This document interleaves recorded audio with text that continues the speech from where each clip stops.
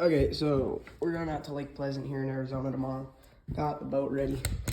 Filled up with gas, batteries charged, ropes, more clamps. Got live wheel all cleaned out. Seat, steering wheel.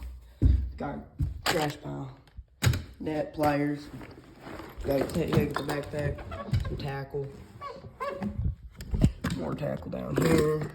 More tackle down there. Soft plastic box, that one. So and then just some line, soft plastic, some reels. And then here it's locked. I'm gonna unlock it real quick. Which key is it? This key. So let me just put it down for a second and unlock it.